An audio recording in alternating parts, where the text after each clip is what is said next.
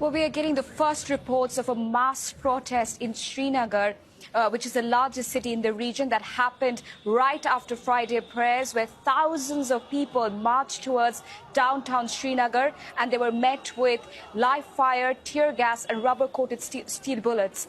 We understand that there have been some injuries. Some of them sustained pellet injuries, and they are admitted in Srinagar's largest hospital. Now, there have been sporadic protests in the last few days, ever since the government of India here in New Delhi decided to revoke Article 370 and strip the region of its economy and divide the region into two separate federally administered territories.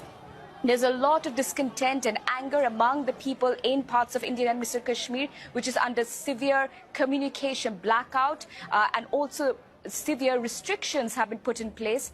After the protests erupted in Srinagar, the curfew is back in place. It was eased earlier in the day to allow worshippers to go to their neighborhood mosques and offer their prayers. But after that, after these protests, the security restrictions were again put in place across South Kashmir, North Kashmir, and also parts of Srinagar.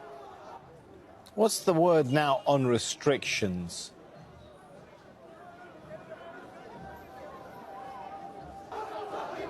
Well, Samuel, the restrictions are back in place. Tens of thousands of Indian paramilitary soldiers and police officials from different parts of the country are stationed there to preempt any protests that might happen in different parts of the Indian administered Kashmir. But as we saw today, on Friday, there was a huge protest, the first biggest protest against the government's decision in Srinagar, the largest city of the region.